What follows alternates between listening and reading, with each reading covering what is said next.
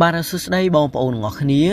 ហើយក៏សូមស្វាគមន៍ដែរបាទសម្រាប់ការចូលមកកាន់ channel របស់ខ្ញុំសាជាថ្មីបាទហើយសម្រាប់វីដេអូមួយនេះខ្ញុំនឹងធ្វើការបង្ហាញទៅកាន់បងប្អូនទាំងអស់គ្នាពីរបៀបនៃការបង្កើត wallet មួយដែលមានសារៈសំខាន់សម្រាប់បងប្អូនដែលចង់ធ្វើការរកលុយតាមអនឡាញកំឡុងពេលនេះខ្ញុំជឿថាបងប្អូនភាគច្រើនគឺប្រហែលជាបានដឹងហើយការរកលុយតាមអនឡាញមិនថា app របស់ខ្មែរឬក៏ app របស់បរទេសទេគឺមានការរីកដុះដាលច្រើនមែនទែនបាទដោយសារតែការរីកដុះដាលក្នុងការរកលុយតាមអនឡាញនេះហើយគឺទាមទារឲ្យបងប្អូនទាំងអស់គ្នានឹងមាន wallet ផ្សេងៗជាច្រើនទៀតនៅក្នុងទូរស័ព្ទដៃបាទឥឡូវបងប្អូនទាំងអស់គ្នាបន្ទាប់ពីការបង្ហាញពីរបៀបនៃការចុះឈ្មោះជាមួយនឹង wallet Coinbase នេះហើយ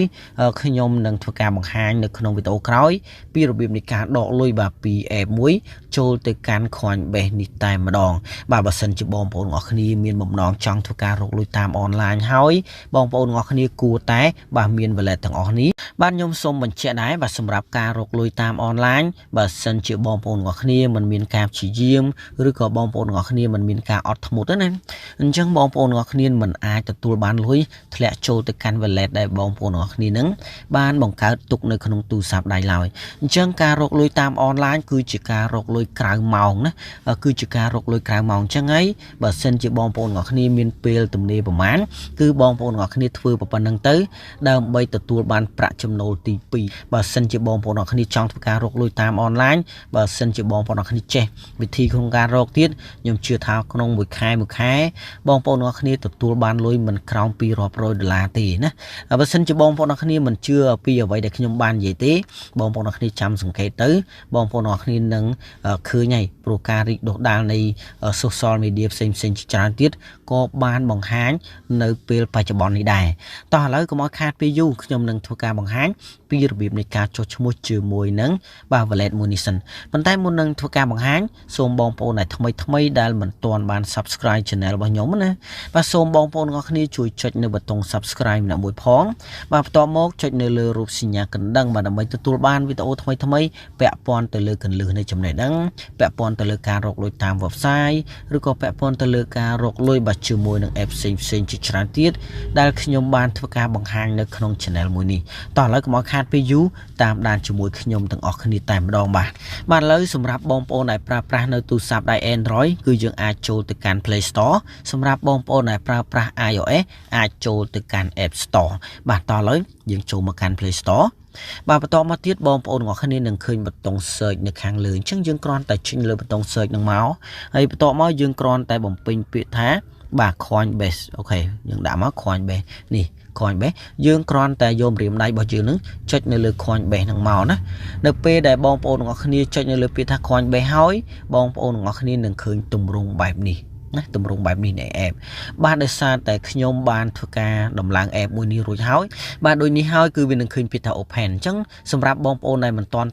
បានធ្វើការដំឡើងនឹងឃើញពាក្យថា install ឬក៏ download អញ្ចឹងយើងគ្រាន់តែធ្វើការដំឡើងមកបងប្អូនទាំងអស់គ្នានឹងឃើញទម្រង់បែបនេះហើយបាទឥឡូវបងប្អូនទាំងអស់គ្នាគ្រាន់តែចុចចូលបាទចុចលើពាក្យ open នឹងមកបាទឥឡូវបងប្អូនទាំងអស់គ្នាបាទដោយសារតែការបង្ហាញពីរបៀបនៃការបង្កើតនៃ wallet Coinbase នេះគឺគេបានធ្វើការការពារបាទនៅសុវត្ថិភាពរបស់កាបូបលុយរបស់គេណាអញ្ចឹងហើយมันអាចធ្វើការ screen បាទ record ជាលក្ខណៈអេក្រង់បានទេណាបើសិនជាខ្ញុំធ្វើការ record ជាលក្ខណៈអេក្រង់គឺបងប្អូនទាំងអស់គ្នានឹងឃើញជាលក្ខណៈងងឹតតែម្ដងបាទគឺខ្មៅมันអាចមើលឃើញឡើយបាទដូចនេះហើយខ្ញុំបានធ្វើការថតជារូបសញ្ញាដើម្បីបង្ហាញទៅកាន់បងប្អូនទាំងអស់គ្នាវិញអញ្ចឹងបើសិនជាបងប្អូនទាំងអស់គ្នាមើលមិនច្បាស់នៅត្រង់ចំណុចណាបងប្អូនទាំងអស់គ្នាអាចធ្វើការ comment នៅខាងក្រោមវីដេអូរបស់ខ្ញុំឬក៏អាចធ្វើការឆាតមកកាន់ page របស់ខ្ញុំដែលខ្ញុំបានធ្វើការដាក់នៅខាងក្រោមនៃវីដេអូមួយនេះតោះឥឡូវនៅពេលដែលបងប្អូនទាំងអស់គ្នាចុចលើពាក្យ open ហើយបងប្អូនទាំងអស់គ្នានឹងឃើញនេះទម្រង់បែបនេះមកខាងក្រោមបងប្អូនទាំងអស់គ្នាប្រហែលជាបានឃើញហើយគឺគេដាក់ថា sign in sign in នេះគឺជាកន្លែងដែលបងប្អូនដែលគាត់បានធ្វើការបង្កើត wallet នេះហើយណានៅពេលដែលគាត់បានច្រឡំដៃលុប app ចោលឬក៏គាត់បានធ្វើការផ្លាស់ប្ដូរនៃទូរស័ព្ទអីគឺយើងគ្រាន់តែចុចលើពាក្យថា login មកយើងបំពេញនៅ email របស់យើងនិង password របស់យើងមកគឺយើងនឹងចូលទៅកាន់បាទ wallet Coinbase នេះវិញហើយប៉ុន្តែសម្រាប់យើង ដែលថ្មីដែលយើងចង់ធ្វើការបង្កើតយើងមិនទាន់មានគណនី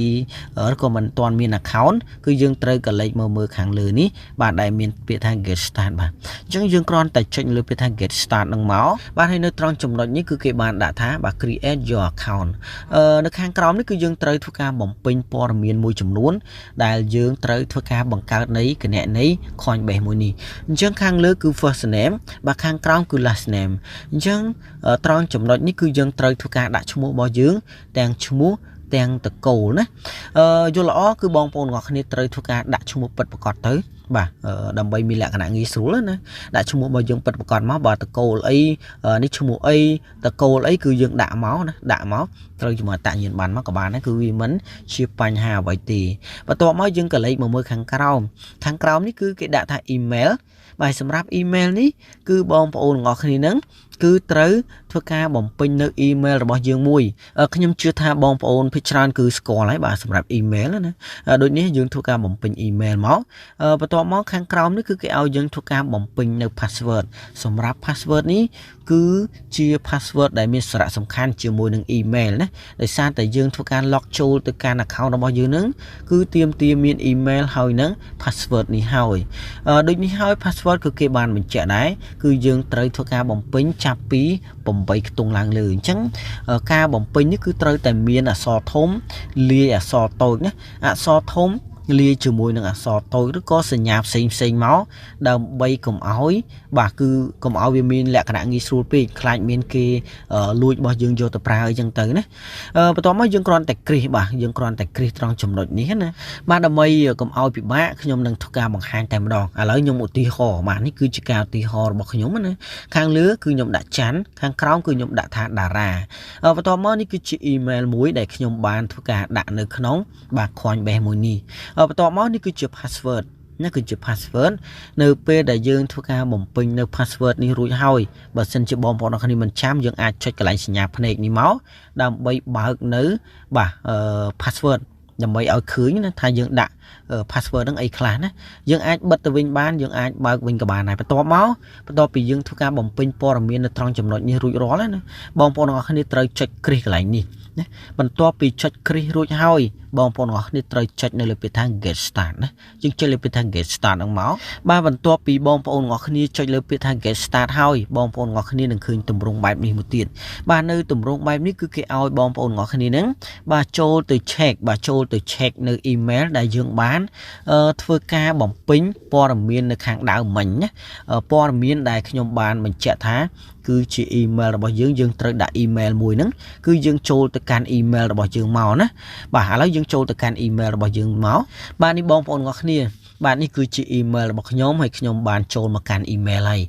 ក៏គេបានដាក់ដែរខាងលើនេះគឺ Coinbase ណា Coinbase អញ្ចឹងគឺគេដាក់ថា please verify your email address អញ្ចឹងបងប្អូនទាំងអស់គ្នាចុចនៅលើនឹងមកបាទនៅពេលដែលបងប្អូនទាំងអស់គ្នាចុចនៅលើសារនឹងហើយបងប្អូនទាំងអស់គ្នានឹងឃើញទម្រង់នេះហើយណាហើយបងប្អូនទាំងអស់គ្នាត្រូវកលេចមកមើលត្រង់ចំណុចនេះខាងលើមិនចាំបាច់ខ្វល់ទេយើងកលេចមកមើលខាងក្រោមបាទដែលគេដាក់ថា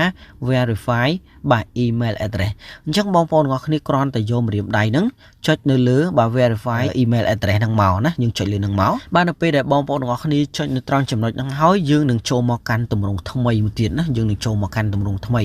នេះគឺការបំពេញបន្ថែមទៀតបាទនៅក្នុង email ដែលយើងបានចូលមិញនេះបាទបន្ទាប់មកយើងគ្រាន់តែចុចលើពាក្យថាបាទ start ណាបាទបន្ទាប់ពីបងប្អូនទាំងអស់គ្នាចុចលើពាក្យថា start ហើយបងប្អូនទាំងអស់គ្នានឹងឃើញទម្រង់នេះអញ្ចឹងយើងគ្រាន់តែចុចនៅលើពាក្យថា continue ណាយើងចុចលើពាក្យ continue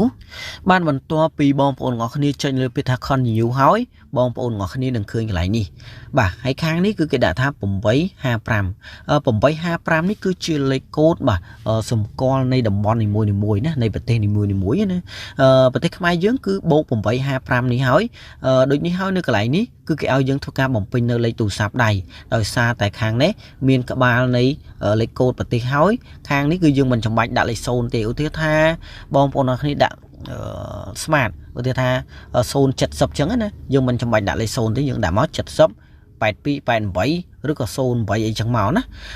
យើងធ្វើការបំពេញលេខទូរស័ព្ទនៅត្រង់ចំណុចហ្នឹងបន្ទាប់មកយើងនឹងឃើញពាក្យ continue នេះគឺទៅជាពណ៌រៀងខៀវនេះបងប្អូនទាំងអស់គ្នានឹងឃើញនេះឃើញទេនឹងឃើញ Q ត្រង់ចំណុចនេះតាំងពីទៅយើងមិនចាំបាច់ ធ្វើការដាក់លេខ0ទេបាទដោយសារតែនេះគឺគេបានថតឲ្យខ្ញុំណាបាទអញ្ចឹងបន្ទាប់ពីយើងធ្វើការបំពេញលេខទូរស័ព្ទដៃហើយយើងចុចលើពាក្យថា continue ណាចុចលើពាក្យ continue មកបាទបន្ទាប់ពីបងប្អូនទាំងអស់គ្នាចុចលើពាក្យថា continue ហើយបងប្អូនទាំងអស់គ្នានឹងទទួលបាននៅលេខកូដចំនួន7ខ្ទង់ណាដែលបានផ្ញើចូលទៅកាន់លេខទូរស័ព្ទដៃដែលបងប្អូនទាំងអស់គ្នានឹងបានធ្វើការដាក់អំបញ្ញមិញនេះណាគឺជាលេខកូដបានផ្ញើទៅកាន់លេខទូរស័ព្ទដៃមួយនេះដែលយើងបានធ្វើការដាក់នៅអំបញ្ញមិញនេះហើយណាយើងយកលេខកូដចំនួន7ខ្ទង់យកមកដាក់នៅត្រង់ចំណុចហ្នឹងណាបាទនេះជាការឧទាហរណ៍របស់ខ្ញុំបាទនេះគឺជាលេខកូដចំនួន7ខ្ទង់បានផ្ញើមកអញ្ចឹងខ្ញុំធ្វើការបំពេញលេខ7ខ្ទង់បន្ទាប់មកយើងគ្រាន់តែចុចនៅលើពាក្យថា continue យើងចុចលើពាក្យ continue